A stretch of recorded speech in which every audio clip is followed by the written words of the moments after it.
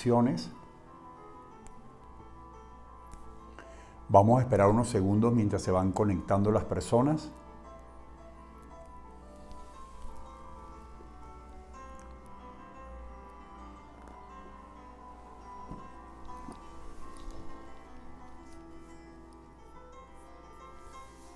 El tema que vamos a tratar hoy es adicciones, lo que no se habla en casa. Lo que no se habla en casa. Vamos a esperar que se conecten. La semana pasada, ¿cuál fue el tema que tratamos? Las pantallas. La semana pasada hablamos sobre la adicción a las pantallas. Les recordamos que todos los programas de los sábados después quedan colgados en Instagram y después los pasamos a nuestro canal de YouTube fijo para quienes no pudieron ver este live en el canal de Centro Vistacampo. Ahí tienen los nombres, las secciones para que busquen el tema que más les interesa. Entonces,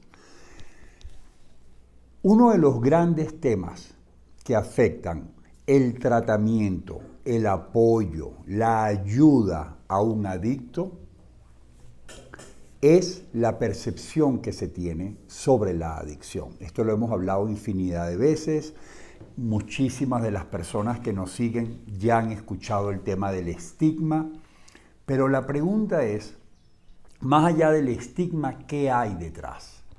Porque hubo enfermedades que en su momento, como la epilepsia, como la lepra o condiciones como el síndrome de Down o temas como el HIV, el SIDA, que en su momento se vieron envueltos por la sombra del estigma. Pero en el campo de las adicciones hay dos temas que están detrás mucho más complejos: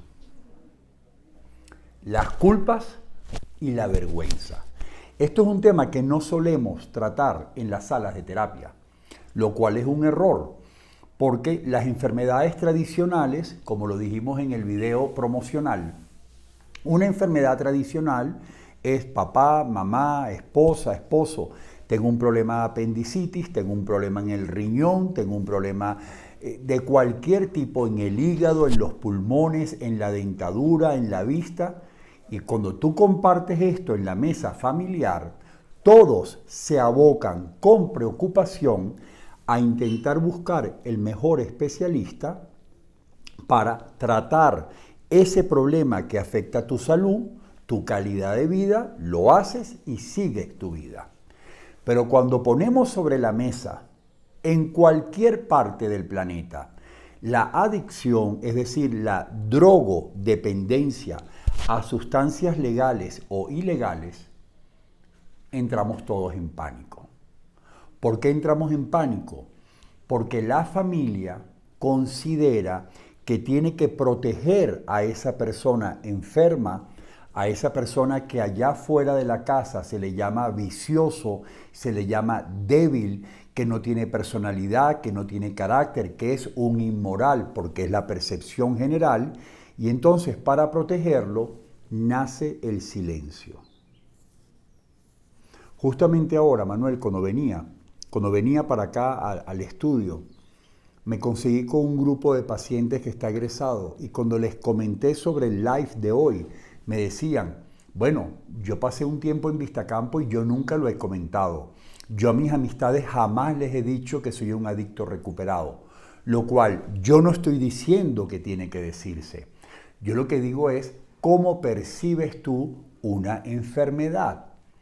Porque una enfermedad tradicional e históricamente solo busca, como dice la Organización Mundial de la Salud, cuáles son las herramientas, cuáles son los mecanismos para darle a ese organismo nuevamente calidad de vida, volver a ponerlo en sus mejores condiciones. ¿Por qué la adicción no va a entrar ahí? La adicción es una enfermedad crónica del cerebro que tiene una excelente noticia, que no tienen todas. Y la excelente noticia es que sí tiene tratamiento, que el tratamiento hoy en día, si cumple con los procedimientos, con las fases, con el programa, con evidencia científica, con comprobación científica, si se cumple, la persona se recupera. Ahora bien, ¿por qué se atrasa tanto? ¿Por qué tardamos tanto en llegar al tratamiento, en llamar al especialista? Porque la propia familia se siente amenazada cuando dicen, caramba, si él está consumiendo, ¿será porque nos equivocamos? ¿Hemos cometido errores? ¿Es que nuestro hijo es menos? ¿Es que nuestra hija es menos? ¿Es que es una persona débil? ¿Cómo lo vamos a exponer públicamente? ¿Cómo yo voy a compartir con una amiga, con un médico, que tengo un enfermo en casa que es cocainómano o que es alcohólico? Y empieza entonces una dinámica que tanto la familia como el adicto empiezan a padecer, que son las culpas. ¿Por qué? Porque en la enfermedad tradicional, la manifestación de que tú no estás bien lo puedes ver a través de los exámenes en los laboratorios, a través de los valores, a través de una radiografía, de una tomografía. Y cuando tú ves el resultado, la radiografía, tú dices, caramba, mira el tumor, mira cómo se ha degenerado tal órgano, mírale en la panorámica cómo tiene la dentadura, ¿no? Mira lo que le está pasando en el corazón. Y automáticamente sacas al enfermo de cualquier responsabilidad.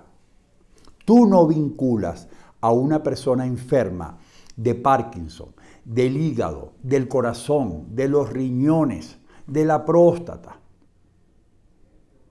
con algún acto que haya cometido. Pero cuando hablamos de un adicto, lo primero que vamos a señalar son sus conductas. Y si una persona en su forma de comportarse le hace daño a la familia, le hace daño a la pareja, le hace daño a los hijos, al socio, al vecino, entramos en el campo de las culpas.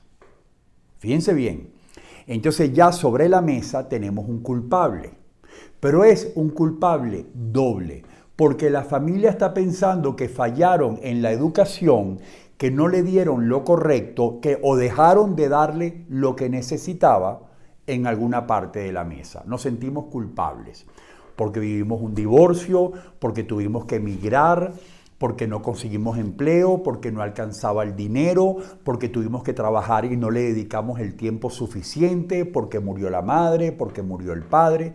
En fin, ya la familia se siente culpable por los actos que hicieron o no hicieron, y el adicto porque solo con 2 horas de lucidez va a recordar los desastres, los gritos, los insultos, el aislamiento, el desinterés, la irresponsabilidad, el incumplimiento, los abandonos académicos, las pérdidas de los empleos, el despilfarro del dinero, los accidentes de carro, y sigue, y sigue, y sigue.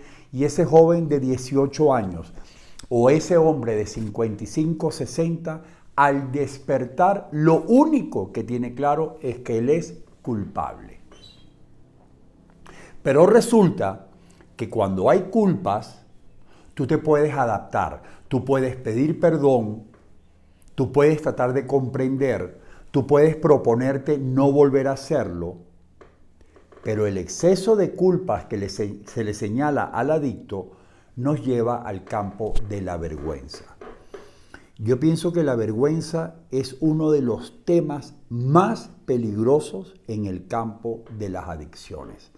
Porque cuando un adicto, una adicta, una mujer, un joven, piensa, yo soy un error, yo no valgo la pena, yo creo que voy a fracasar, yo siento miedo, yo no creo tener las mismas oportunidades de los demás, yo no creo poder dejar la droga porque yo como ser no estoy completo, ya esto es mucho más difícil, mucho más difícil. Porque yo le pregunto a todos los que nos están siguiendo, si una persona piensa que sus actos son cuestionables, son criticables, y por otro lado piensa que como ser, como esencia, como identidad, no es correcto, no está completo, no vale la pena, no es reconocido, ¿de dónde va a sacar un terapeuta la manera o la familia de que esa persona se quiera recuperar?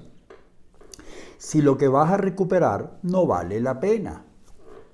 Entonces, allá donde está la enfermedad de la adicción, sean honestos todos los que nos están siguiendo, sobre todo las personas que me están haciendo consultas online ahora con la pandemia, que yo se los pregunto, ¿hace cuánto tiempo estás preocupada con tu marido? ¿Hace cuánto tiempo estás preocupado por tu hijo? Y algunos llevan 3, 4, 5 años, 10 años, y las culpas y las vergüenzas no le permiten marcar un teléfono. Interesante, ¿no? La pregunta de todo joven es: Julio, ¿cómo lo hablo con mis padres? Y yo me pregunto por qué eso no lo vive el que tiene diabetes, el que tiene asma, el que tiene alergias. Y no quiero hablar de estigma, porque el estigma es algo social, es algo cultural, que irá pasando con el tiempo, pero donde hay vergüenza y culpa, es prácticamente imposible mantener la sobriedad a largo plazo o pedir ayuda para someterte a un tratamiento. ¿Es así o no? Dicen los especialistas que hasta 5 años puede tardar una familia en buscar un especialista tratando de resolverlo dentro del seno familiar. Ahora, imagínense ustedes la gravedad del problema cuando vamos a poner sobre una mesa, en lo que se llama el silencio, las culpas que siente la familia, las culpas que siente el adicto, la vergüenza que siente la familia, la vergüenza que siente el adicto.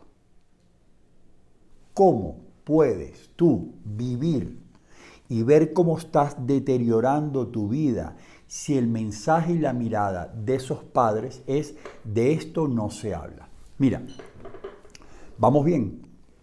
Tienes rato que no me lo dices. Yo me recuerdo cuando yo hice mi recuperación hace muchos años. Me recordé en la madrugada de hoy. Yo pasé 3, 4 años trabajando en una empresa muy reconocida, una empresa maravillosa, organizando eventos en España. Y me quedé pensando hoy que yo tardé 3, 4 años en decirle a mi gente más cercana, a mi socio, que yo era adicto recuperado. Había en mi última neurona, allá en el fondo, todavía había algo de vergüenza de tener que decir eso.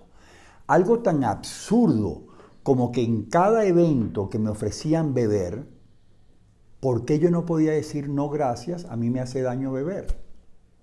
Como si fuese un diabético frente al azúcar, un alérgico frente a los mariscos. Y yo, que soy terapeuta, tardé años en decir con tranquilidad: muchas gracias, yo no voy a tomar porque a mí me hace daño. Y tú sabes lo más interesante, lo que se esconde detrás. Las familias silencian, de esto no se habla, esto se queda en la casa, esto lo resolvemos en la casa, esto no se le puede decir a nadie, porque hay un miedo al final. ¿Cuál es el miedo, Gaby? Miedo a que te rechacen, miedo a que te critiquen, miedo a exponer a la familia a la crítica social o la crítica pública o inclusive la crítica en los propios miembros de la familia, tíos, primos, hermanos.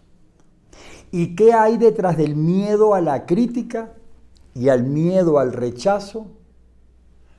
Lo más grande para el ser humano.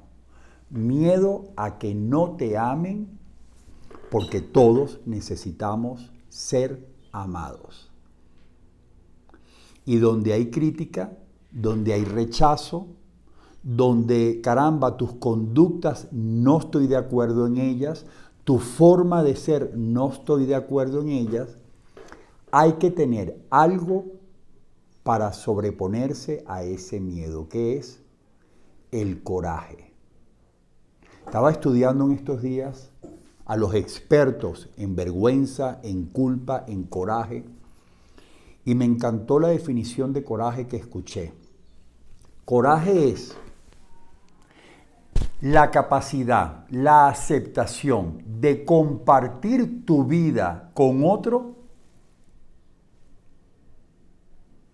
orgulloso de contar de ti y darle el honor a los demás de tú compartirles tu vida. Yo sé que es complejo lo que estoy diciendo, pero que una persona, un joven que esté consumiendo, una mujer, un señor vinculado al alcohol, que él le comparta su vulnerabilidad, su fragilidad a otra persona, es un honor para quien va a escuchar esa historia. No es una vergüenza para el que la cuenta, es un honor a aquella persona que dice, me han escogido a mí para compartir el sufrimiento, el dolor, el miedo que está viviendo esa persona porque no puede controlar el consumo. Eso me cambió la vida.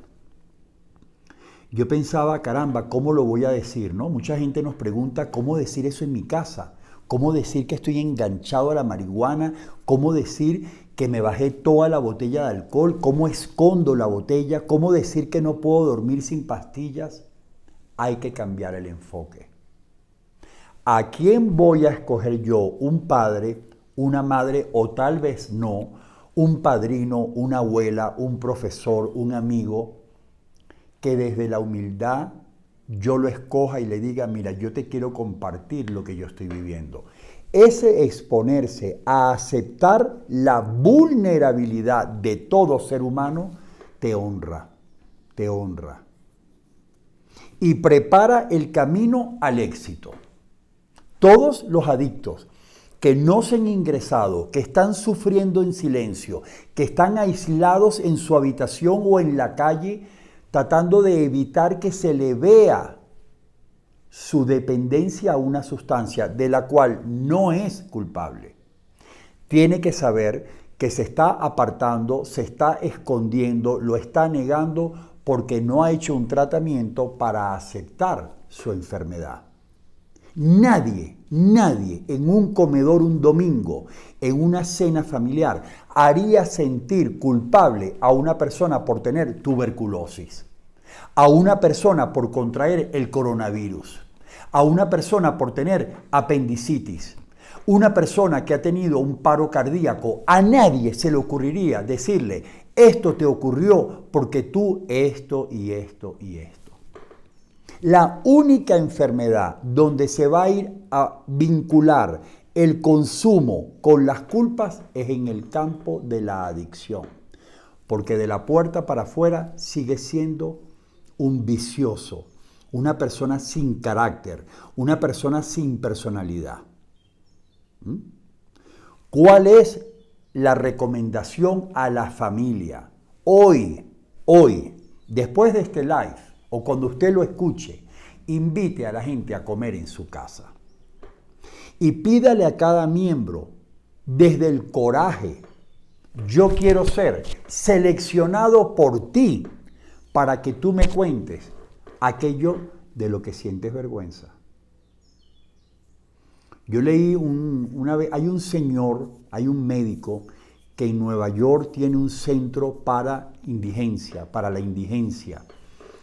Y él dijo en una entrevista, me encantó su respuesta, que él no trabajaba con los indigentes para ayudarlos a ellos, sino que en cada uno de ellos rebotaba como un boomerang las culpas, las vergüenzas, los miedos, las inseguridades que él tiene.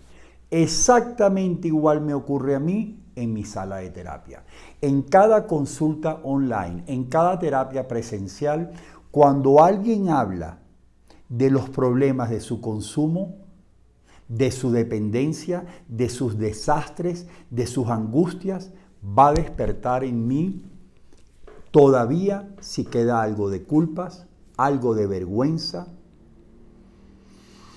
algo que me pueda frenar mi puesto en el mundo y mi camino en el mundo. Que una persona, un padre y una madre que nos esté escuchando, sea capaz de abrirse para escuchar, para observar la vulnerabilidad de su hijo, de su marido, sin hacerlo sentir débil, sino un ser humano, es ayudar a ese adicto a que salga a la vida y nunca jamás vuelva a consumir. Yo me recordé de dos anécdotas. Una, haber pasado 3, 4 años y a un excelente amigo no poder decirle que era un alcohólico rehabilitado. Bueno, pero años después me ocurrió que cuando yo tenía, y espero que los adictos lleguen a esa posición, la naturalidad de poder compartir cómo había sido mi vida en el consumo, con las conductas que motiva el tóxico, con las conductas que motiva estar totalmente dopado, totalmente intoxicado, totalmente enajenado, el poder compartirlo me liberaba para poder seguir mi camino. Adicto que gracias a la familia y al entorno se sienta culpable, no ha aceptado su enfermedad. Adicto que continúe sintiendo vergüenza de lo que es, o que la familia siga sintiendo vergüenza de lo que es su hijo, de lo que es su hija, puede llegar a no tomar, pero eso no es una recuperación. Eso no es una recuperación. Una recuperación es aceptación de la enfermedad, de que tú no fuiste a buscar esa enfermedad, de que no fue exprofeso que quisiste hacerte adicto, lo primero. Segundo, un tratamiento para recuperarte como en cualquier otra enfermedad. Tercero, el coraje de decir hoy sábado, yo voy a escoger a esa persona, y le voy a dar el honor de compartirle cómo he percibido mi vida en el mundo de las adicciones. Un lujo para el que va a escuchar, no para el que va a hablar. Y una vez que logres ese coraje, lo más importante para la familia y para el adicto, la compasión. Lamentablemente esto es un término que se escucha después de los 40, 50, 60 años. Nuestros jóvenes, adolescentes, esa palabra no la conocen.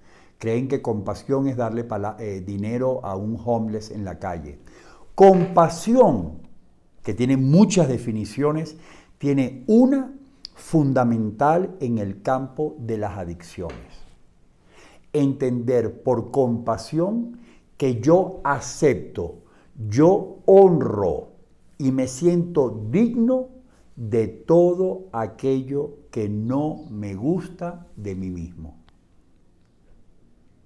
Esas madres que me están escuchando, esos padres que me están escuchando, ver al hijo, ver a la hija, ver al marido, ver a la esposa, y que en la mirada sienta el que está del otro lado, mi familia está orgullosa porque me quiere como soy e inclusive con lo que no le gusta de mí. ¿Qué te parece?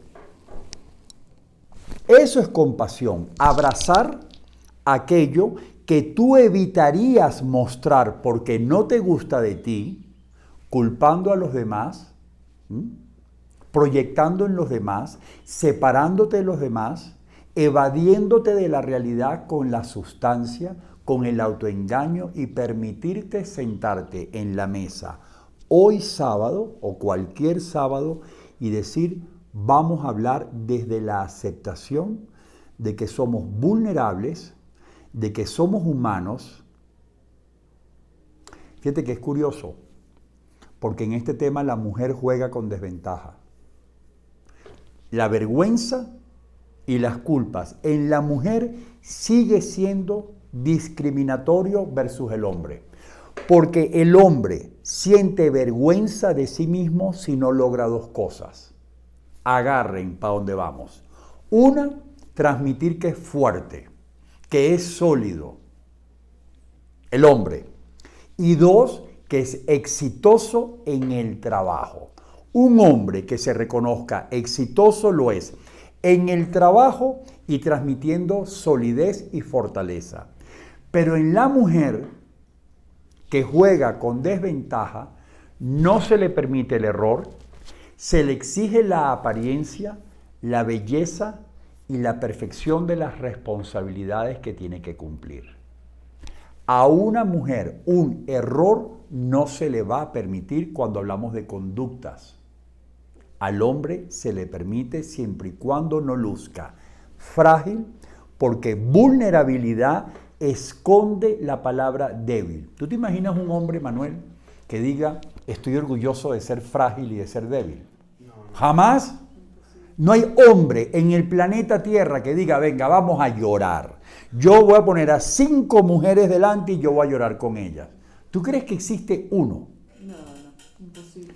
Pero tampoco existe una mujer que sea capaz frente a 5 hombres de permitirse ser natural, abrazando las zonas, los territorios que a ella no le gustan, principalmente la edad, principalmente la belleza, principalmente el talento.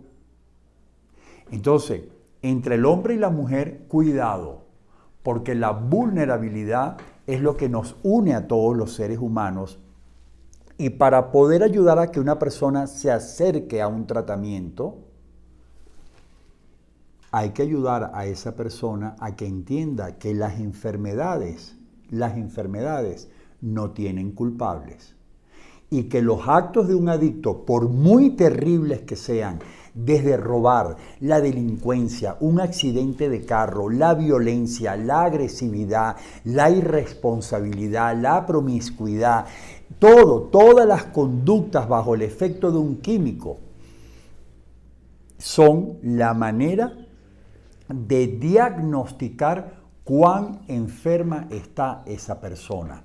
Como en otras patologías, el tamaño del tumor te refleja qué tan grave es la metástasis. La metástasis del adicto va con la violencia, la agresividad, la indiferencia, el fracaso escolar, profesional, etcétera, etcétera. Y mientras más dolor y más desastre y más adicción,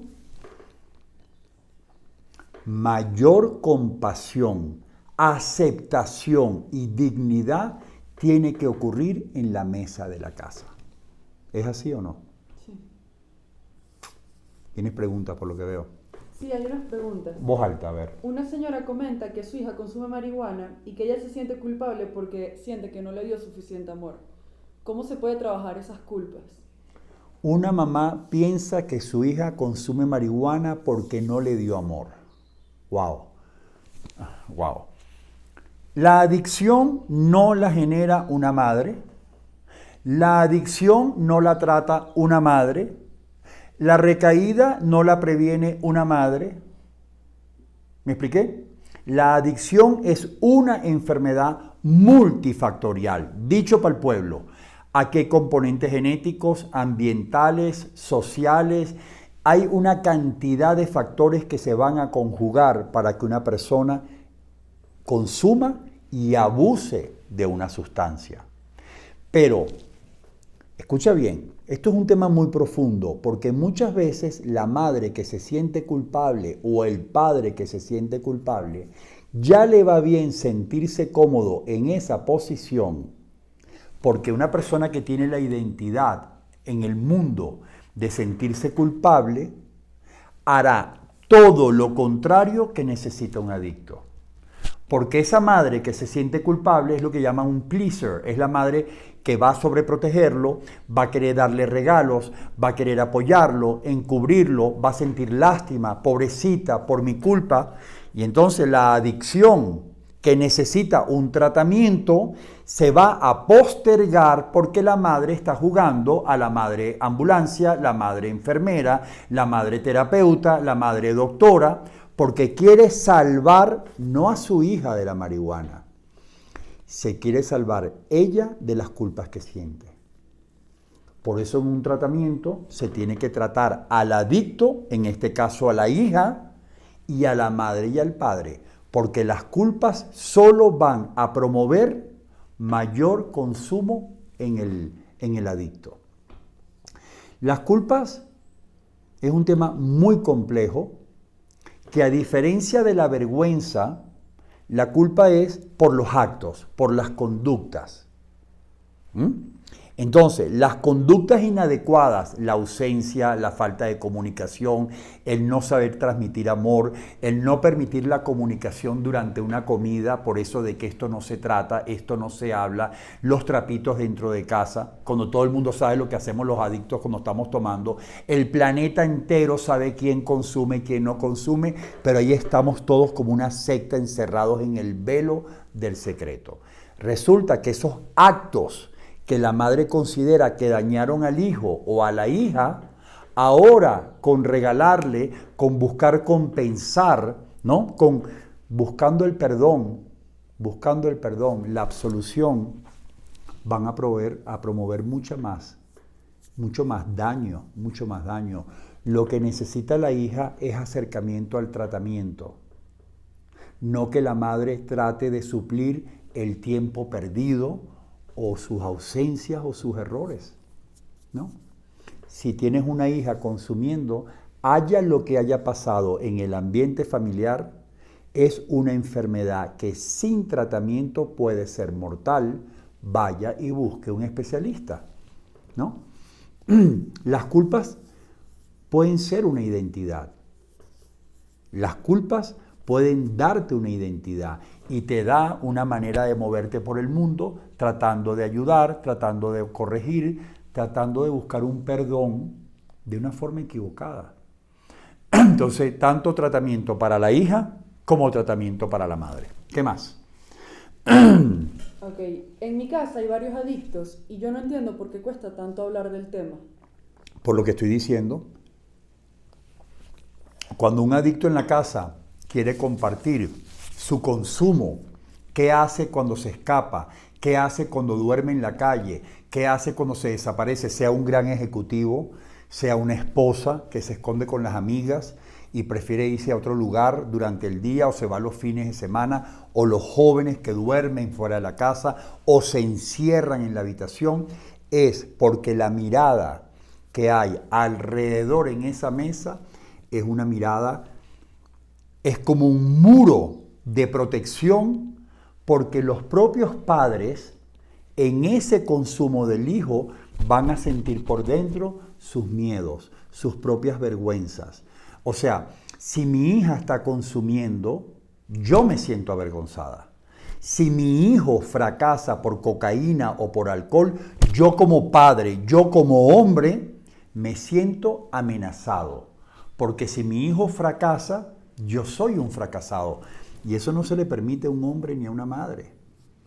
Y sin embargo, la adicción nada tiene que ver con fracasos. Tiene que ver con una enfermedad que tiene tratamiento, ¿no? Entonces, es apasionante que seamos capaces de sentarnos en la mesa del comedor o a tomarnos un café y decir, hoy me voy a arriesgar, yo me voy a arriesgar a preguntar lo que nunca me he atrevido, a compartir lo que nunca he compartido, porque la vergüenza y la culpa, presten atención, va por generaciones. Te sientes culpable de aquellos abuelos de la guerra que eran humildes, que eran pobres, te sientes culpable. Te sientes culpable de aquel divorcio traumático, te sientes culpable de aquel familiar que entró en un centro psiquiátrico, te sientes culpable de que en la casa hay alguien con esquizofrenia. Esos son términos que asustan, pero todo esto asusta. Mira, ¿qué porcentaje, Gaby, de secretos familiares salen en la sala de terapia? 80%, 90%. Los pacientes se ingresan, hacen un tratamiento y cuando se van a investigar se enteran de cantidad de miembros en la familia que murieron por adicción, de cantidad de alcohólicos en la familia, tíos, abuelos, primos, entradas en psiquiátricos, entradas en las cárceles. Pero como todos buscamos ser aceptados, por miedo a la crítica, que implica miedo al rechazo, que implica miedo a no recibir amor, el que está en riesgo se llama el adicto. ¿No? Sí, pero en el Entonces, esa persona que dice que no sabe cómo hacerlo, primero puede llamar a un especialista y preguntarle de qué manera lo puede plantear. Siempre vas a encontrar en tu ámbito familiar o social alguien que tú sabes que desde el amor está dispuesto a sentirse orgulloso de que ella le cuente lo que está padeciendo. Y de pronto esa persona adulta con más herramientas pueda intervenir con la familia, sea un coach, sea un terapeuta, sea un padrino, sea quien sea, puede hacer un enlace. Pero nadie que pueda estar escuchando este programa puede sentirse culpable por los actos que produce un químico que, por cierto, la sociedad te los ofrece, sea alcohol, sea pastillas, ahora te dicen que la marihuana, para acá y para allá, y si pasas la línea, pasas de ser celebrado a ser discriminado y a ser rechazado, ¿no? La misma sustancia que te venden después te convierte a ti en algo así como oscuro, ¿no? Una persona deplorable. Pero ¿y si es al revés? O sea, si no es el adicto el que no lo quiere hablar, sino que la familia sabe que el adicto tiene un problema y él no lo acepta. ¿La familia o el hijo? O sea, que haya un adicto y que esa persona no lo acepte. ¿Qué persona? ¿La familia o el adicto? El adicto. Bueno, pero no lo llames persona. El adicto El adicto. que está consumiendo no lo acepta. ¿Cómo tú puedes aceptar una enfermedad? ¿Cómo puedes aceptar una enfermedad que te dice el mundo mundial que se vincula con la debilidad, con los vicios, con la inmoralidad? ¿Cuáles son los actos, cuáles son las conductas de un adicto, Gaby? Son conductas vinculadas a lo inmoral, a un comportamiento inadecuado. La familia y la sociedad va a rechazar aquella forma de moverte que según su paradigma, según sus cánones, según sus patrones, no son aceptados. Y las conductas de un adicto durante su época de consumo no pueden ser aceptadas porque no son normales.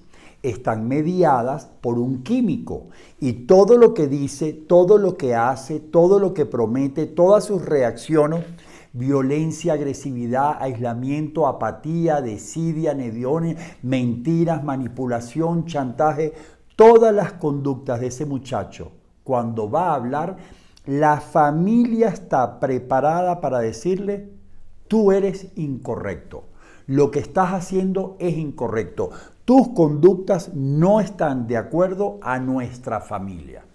Y yo te pregunto, ¿en qué enfermedad se hace eso? ¿Qué enfermedad podemos mencionar en un almuerzo hoy sábado o en esta noche, una cena? ¿Qué enfermedad se puede poner sobre la mesa que produzca la cantidad de consejos, recomendaciones, cuestionamientos, críticas como la adicción? Ninguna. En su época fue la lepra, la epilepsia, condiciones como el síndrome de Down, el SIDA en los años 80 y estamos en la era. Pero con una particularidad, que mientras más silencio, mientras en la comida evitemos hablar de realidades como la adicción en el seno familiar, se ha estudiado en el informe que acaban de publicar sobre la Organización Mundial de la Salud, sobre las adicciones, sobre el consumo de drogas, que sigue incrementándose el consumo de drogas. Se dispara el alcohol, se disparan los opiáceos, se dispara la marihuana, porque lejos de poner sobre la mesa la realidad para trabajarla, el silencio de las culpas y la vergüenza. Mira, te voy a poner un ejemplo. Hace no sé cuántos años, a mí me dijo un centro donde yo trabajaba en Europa, me dijeron, caramba, Julio, quisiéramos ofrecerte que tú hables con un canal de televisión porque vamos a abrir las puertas del centro y queremos que tú hables. Y tú, si quieres, compartas tu vida, tu testimonio, lo que llaman tu testimonio. Resulta que yo era un chamo Y en el momento me sentí privilegiado por un problema de ego. Yo dije, caramba, me escogieron a mí, yo debo ser una maravilla, chicos. Esto es un tipo espectacular. No me di cuenta que a la gente le daba vergüenza hablar. Y cuando me puse a hablar con los periodistas y estaba grabando TV5, me acuerdo, televisora española, nunca lo olvidaré, a mí se me olvidó que yo estaba hablando en un medio de comunicación España, que para colmo transmitían en Venezuela, cosa que yo ni siquiera lo pensé, y me puse a hablar, y como estaba haciendo la grabación en la sala de terapia, yo me sentí que estaba en una terapia, y empecé a hablar de todo lo que yo había hecho bajo el efecto del alcohol, que si los transvestis, que si las orgías, que si choqué un carro, que si le pegué a alguien, que si me robaron, que si me bajaron en la madrugada, todo lo que no te puedas imaginar sintiendo que estaba en una terapia. Y al final me felicitaron, yo no había caído en cuenta de lo que estaba pasando. Pero ese no es el tema, ese no es el tema. El tema es que haberme permitido compartir y darle el regalo a quienes vieron el programa de compartir mi vida en la adicción, en este caso al alcohol, ¿tú sabes lo que produjo? Que se dispararan el número de personas que se ingresaban en el centro. Porque quienes escucharon el programa, la mayoría había vivido lo mismo, pero sentían culpas y vergüenza de compartirlo. Y no solo eso, años después, cuando iba a los medios de comunicación, hasta hace 10, 15 años, todavía me ofrecían hablar de espalda. Que si yo quería tener la cara borrosa o hablar de espalda. Y yo decía, ¿cómo es posible que cuando estás consumiendo con una vida que se está destruyendo, no hay problema? Y cuando has salido de las drogas, cuando te has recuperado, en tu ambiente te dicen, habla de espalda. Bueno, el periodista o la sociedad o la familia sentían más vergüenzas y más culpas que yo como recuperado. Un adicto que se va a someter a una recuperación, una madre desesperada, una esposa desesperada por ayudar a un marido, a un hijo, lo primero que va a hacer para poner una secuencia es aceptar que tiene un enfermo en casa. Un enfermo en casa, no una persona débil, no una persona viciosa, no una persona que no tiene voluntad y no quiere poner de su parte. Eso no se le dice a nadie. Tú no le dices a un diabético que ponga de su parte, que respire hondo, que haga ejercicio. No, usted le dice, hay tratamiento, vamos a hacerlo. Aceptación de enfermedad. Aceptación de que la enfermedad tiene tratamiento. Coraje por parte del que está sufriendo de hablarlo y la familia de no sentir miedo que si el hijo le habla o el marido le habla o la esposa le habla, pueda remover vergüenzas y culpas que tiene dentro. A veces cuando un adicto le habla a sus padres de la recuperación, sientes más miedo en los padres que en el hijo. Porque el hijo salió de las catatumbas, salió de las cañerías de la vida, de las cloacas de la droga. Y ahora que ha recuperado su vida, se quiere sentar a comer en una mesa donde se pueda hablar. Desde el amor, desde el respeto, desde la confidencialidad, todo esto es válido. Uno no va a andar por la vida con una pancarta, pero sí decir, me siento de esta manera, me preocupa de esta manera, veo en tu mirada que cuestionas, que no comprendes, que no avalas mi esencia, mi naturaleza. Y entonces esa persona estará jugando en contra de la recuperación, no estará jugando para apoyar. ¿Me explico? ¿Tú estás orgullosa de tu recuperación? Muchísimo. ¿De verdad? Sí. ¿Y tú? ¿De verdad? Que claro, nada. ¿Sí o no? Ahí está. Bueno, mañana vamos a ir todos a hacer un maratón a ver, con las pancartas así. Bromas aparte, hay mucho sufrimiento. Quizás como terapeuta me atrevo a decir que el mayor sufrimiento en el seno familiar previo al tratamiento es la resistencia de la familia de comunicar. Señores, en esta familia tenemos un problema, como si estuvieras buscando a alguien para un problema de riñón, tienes un especialista, conoces a alguien. ¿Tienes un caso cercano? Pues mira, chico, va a ser que sí, va a ser que sí. Yo no sé si las personas que nos están siguiendo saben, yo nunca he conocido una familia que no tenga entre sus miembros un adicto. Nunca. ¿Cómo es posible? A donde tú voltees vas a ver un adicto.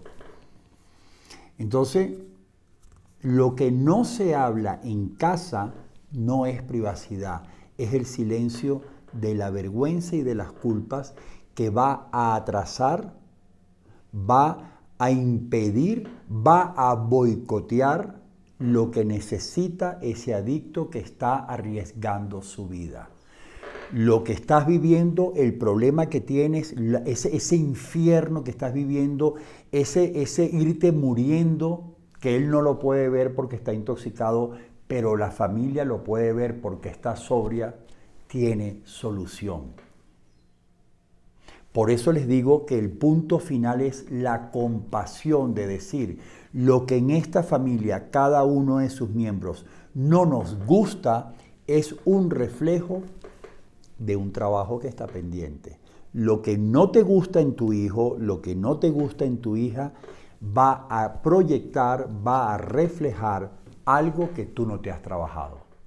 Porque esa vulnerabilidad, ese error, ese caerse, ese fracasar es parte de un crecimiento. Y querer evitarlo o esconderlo es que ese adicto tarde o temprano vuelva a consumir. Para que un adicto, Gaby, no vuelva a consumir nunca jamás, para que defienda su sobriedad, para que cuando vea una sustancia no quiera consumirla, tiene que sentir que ese paquete que él es como ser vivo incluye lo que gusta, lo que no gusta y se va a arriesgar a vivir sin apariencia. ¿Me expliqué? La frase que más se escucha en una sala de terapia, ¿cuál es? Yo comparto esto aquí, pero que esto mi familia nunca lo sepa. Yo comparto esto aquí, pero que mis padres nunca lo sepan, que mi esposa nunca lo sepa, que mi marido nunca lo sepa.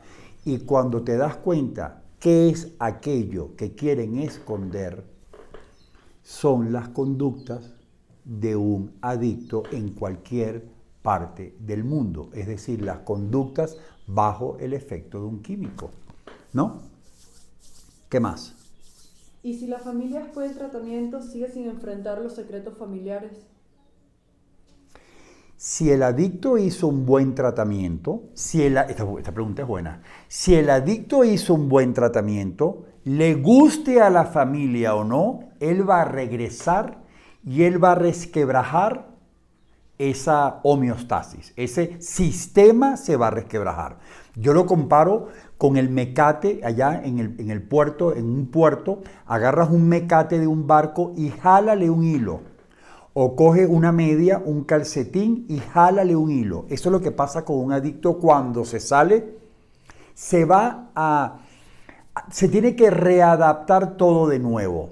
Porque ese adicto va a llegar con transparencia, con honestidad, con orgullo, sin miedo, dispuesto a ser innovador, a ser creativo, a hacer cosas que nunca ha hecho, a presentarse en el mundo como lo que es, sin el miedo que tiene el resto de la familia a la crítica, al rechazo y a que no le den el amor que tanto quiere. Mira, a mí me preguntaba, bueno, no sé, alguien me mandó una pregunta que era que si yo me sentía culpable de algo, ¿no? En estos días me preguntó, preparando este programa, ¿tú te sientes culpable de algo? Como todo ser humano. Pero de lo que más me siento culpable y es en lo que más trabajo día a día, es cuando me veo en un lugar que no quiero, compartiendo con personas que no quiero, dejando de compartir y de expresar lo que yo veo y siento, tolerando por miedo a la crítica situaciones, conversaciones, momentos que no me interesan. ¿Y cuál es mi trabajo? Que lo tenemos que hacer todos los adictos y los que no son adictos, es poner una barrera, tú contigo, desde la compasión de decir, a mí esta conversación no me llena, a mí estas personas no me llenan, yo no tengo nada que aportarles, no tienen nada que aportarme y sobre todo no tengo miedo de levantarme, de priorizarme e irme a buscar mi puesto en el mundo. Y tiene que prepararse la familia del adicto a que él va a venir a revolucionar todo ese silencio, todos esos patrones, todas esas culpas solapadas ahí por la pátina del tiempo, todas esas vergüenzas en el estatus, en la condición social, en el éxito, todo eso se va a derrumbar si un adicto hace una buena recuperación.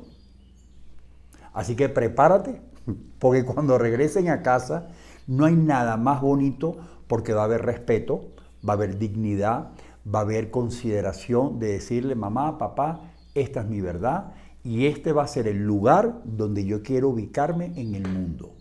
Con la seguridad de que puedes fracasar, de que pasarás por mucha soledad, que mucha gente se podrá apartar, pero no hay nada más cercano a la sobriedad a largo plazo que sentarse y ser tú misma en lo que dices, en lo que haces, cómo te sientes y sobre todo teniendo mucha compasión y respeto por la crítica de las personas que tu sobriedad les atenta y les hace sentir amenazados. Mucha gente quisiera que el adicto tome, vuelva a tomar porque se sienten amenazados con su presencia. Dígame cuántos adictos regresan a sus casas y los padres no saben qué hacer con las botellas, con las pastillas, con el consumo, con la falta de calidad de vida. Y ahora llega esa persona y se siente y dice, señores, tenemos dos opciones. O nos permitimos la verdad o nos mantenemos en una apariencia que al final traerá más adicción a la familia. Donde hay un adicto, hay una mesa del comedor donde no se habla. Donde hay un adicto es un ambiente familiar que por generaciones nos enseñaron de esto no se habla. ¿No? Los libros. ¿Se acabó el programa? Bueno, ¿Se acabó? Quedan 7 minutos. Bueno, 7 minutos es bastante. Ya va. Yo quisiera que sepamos una cosa. Esos adictos que nos están escuchando, esos padres que están recibiendo a los adictos que se acaban de recuperar, que están regresando a casa, ¿no? Que van a bajar, se van a reinsertar en el mundo sobrios para toda la vida. Porque el adicto no podrá volver a consumir nunca, jamás. Tienen que saber que la verdad, que su autenticidad, que su vulnerabilidad, que sus defectos, si los quieren llamar así, aceptarlos, saber llevarlos, va a ser la garantía de esa sobriedad. No sigamos direccionando, no sigamos corrigiendo, no sigamos aleccionando a ese adicto que ahora llega a casa porque probablemente su diálogo consigo mismo va a ser sumamente rico, sumamente honesto. Un adicto recuperado, pasado el tiempo, está donde quiere estar, va a encontrar la vocación, lo que le apasiona, lo que le llena su vida, va a querer tener pareja con quien realmente le multiplique su vida y todas las decisiones que tome, inclusive las que les lleve a un fracaso, porque son muchos los fracasos que iremos experimentando en la vida, siempre serán la capacidad para fortalecerte y recordar, menos mal que estoy viviendo esto sobrio. ¿Me expliqué o no? Exprimiendo la vida sobrio. Entonces, si la familia va a recibir un adicto que regresa a casa sobrio, que se echen para atrás, que permitan el silencio, que permitan abrirse y que la madre no intente reparar culpas que no tiene culpa de nada. Que el padre no intente invitarlo a ser fuerte y sólido, porque fuerte y sólido en el hombre lo único que ha traído es bastantes adictos en este planeta. Se disparan los hombres alcohólicos, se disparan las mujeres en pastillas, porque intentamos ser aceptados en un rango de silencio y apariencia que aniquila la confianza que necesita una persona para no volver a consumir nunca jamás. Me preguntas por el libro. A mí este libro me encanta. Brené Brown, dime si se ve. ¿Puedes acercarlo un poquito más? ¿Se ve? Sí. Brené Brown es una mujer que trabaja mucho la vulnerabilidad, el valor de ser vulnerables, el valor de ser imperfectos, el regalo, eso es un libro que es de otra persona, el regalo de la imperfección es lo más grande que hay. Pero para tú poder compartir la imperfección del ser humano, tienes que salir de las culpas y tienes que salir de la vergüenza. ¿Me expliqué?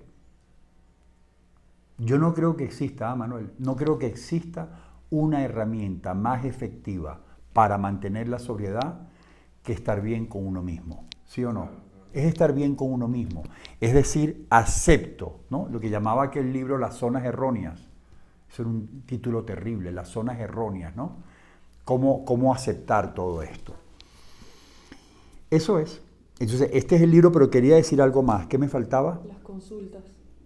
Por cierto, quiero aclararles, para yo poder hacer una consulta online, no tienen que pedirlo a través de las redes sociales, porque eso se complica. Para pedir una consulta online, tienen que ir ¿a dónde? Al propio Instagram, que hay una cosa que se llama contacto, que se llama consulta, y ese es el teléfono y esa es la vía para poder concretar una consulta. ¿Es así? Una historia destacada. Es una historia destacada. No entendí lo que significa, pero es una historia destacada donde dice consultas o sesiones online, que vuelvo a repetir, no son terapias. Esta comunidad no da terapias online, son nuestra experiencia en ese laboratorio llamado Centro Vista Campo. Aquí seguiremos. Aprovechen el almuerzo de hoy, la cena de mañana y permitamos como un juego, como un ejercicio, la gratitud, la compasión y sentirnos honrados porque un hijo, una esposa o un esposo nos invite a compartirnos su vida. Cada paciente que me escoge como terapeuta de cualquier parte del mundo para que yo sea receptor de su historia me enriquece a mí mucho más que el que está hablando. ¿Correcto? Se les quiere, me tengo que ir, ¿no? Nos vamos hasta el próximo sábado y aquí dejamos hoy el programa para quienes no lo pudieron ver y si no en el canal de YouTube Centro Vista Campo. ¿Vale?